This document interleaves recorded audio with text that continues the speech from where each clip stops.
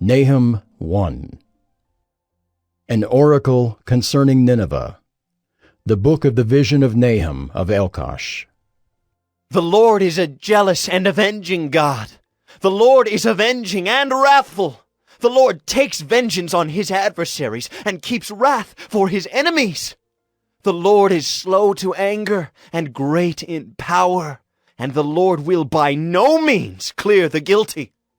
His way is in whirlwind and storm, and the clouds are the dust of his feet. He rebukes the sea and makes it dry. He dries up all the rivers. Bashan and Carmel wither. The bloom of Lebanon withers. The mountains quake before him. The hills melt. The earth heaves before him. The world and all who dwell in it. Who can stand before his indignation? Who can endure the heat of his anger? His wrath is poured out like fire, and the rocks are broken into pieces by him. The Lord is good, a stronghold in the day of trouble. He knows those who take refuge in him. But with an overflowing flood, he will make a complete end of the adversaries, and will pursue his enemies into darkness. What do you plot against the Lord? He will make a complete end. Trouble will not rise up a second time. For they are like entangled thorns, like drunkards as they drink. They are consumed like stubble fully dried. From you came one who plotted evil against the Lord, a worthless counselor. Thus says the Lord, though they are at full strength and many, they will be cut down and pass away. Though I have afflicted you, I will afflict you no more. And now I will break his yoke from off you and will burst your bonds apart. The Lord has given commandment about you. No more shall your name be perpetuated. From the house of your gods I will cut off the carved image and the metal image. I will make your grave, for you are vile.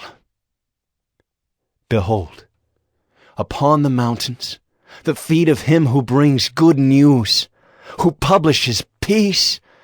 Keep your feasts, O Judah. Fulfill your vows, for never again shall the worthless pass through you. He is utterly cut off. Nahum 2. The scatterer has come up against you. Man the ramparts. Watch the road. Dress for battle. Collect all your strength.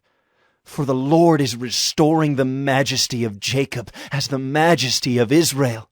For plunderers have plundered them and ruined their branches. The shield of his mighty men is red. His soldiers are clothed in scarlet. The chariots come with flashing metal on the day he musters them. The cypress spears are brandished. The chariots race madly through the streets. They rush to and fro through the squares. They gleam like torches. They dart like lightning. He remembers his officers. They stumble as they go.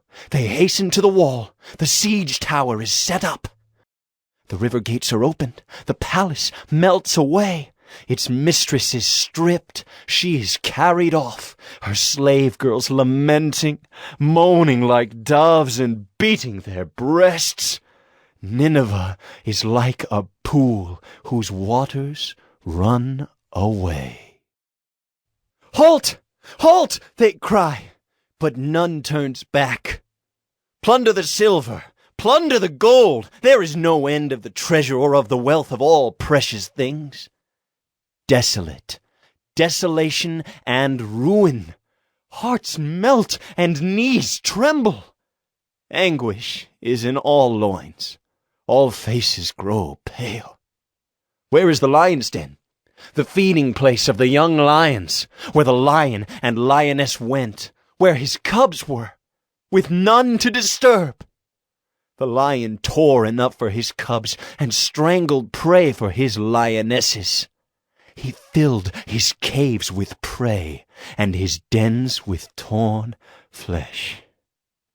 Behold, I am against you, declares the Lord of hosts, and I will burn your chariots in smoke, and the sword shall devour your young lions. I will cut off your prey from the earth, and the voice of your messengers shall no longer be heard.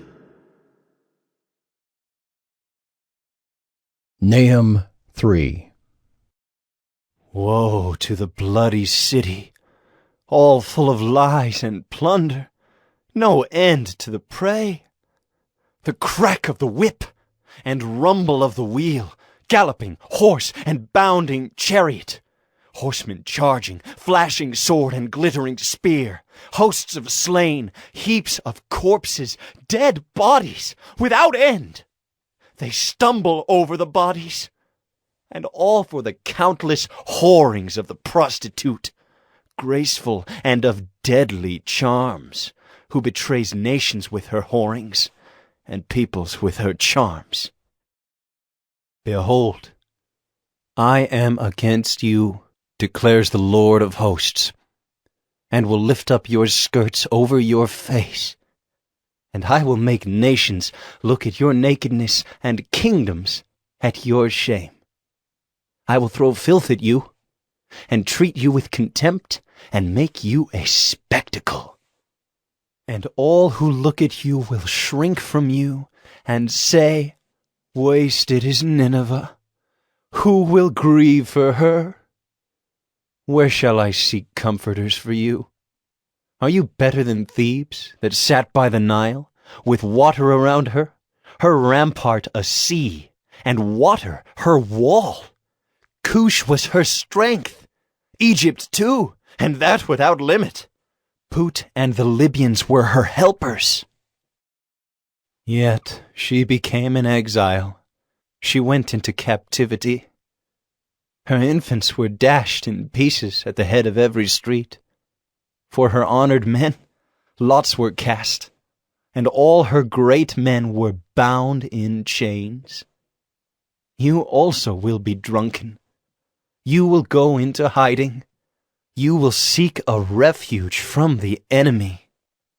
All your fortresses are like fig trees with first-ripe figs. If shaken, they fall into the mouth of the eater. Behold, your troops are women in your midst. The gates of your land are wide open to your enemies. Fire has devoured your bars. Draw water for the siege. Strengthen your forts. Go into the clay, tread the mortar, take hold of the brick mold. There will the fire devour you. The sword will cut you off. It will devour you like the locust. Multiply yourselves like the locust. Multiply like the grasshopper. You increased your merchants more than the stars of the heavens. The locust spreads its wings and flies away. Your princes are like grasshoppers, your scribes like clouds of locusts settling on the fences in a day of cold. When the sun rises, they fly away. No one knows where they are. Your shepherds are asleep, O king of Assyria. Your nobles slumber. Your people are scattered on the mountains, with none to gather them. There is no easing your hurt. Your wound is grievous. All who hear the news about you clap their hands over you. For upon whom has not come your unceasing evil?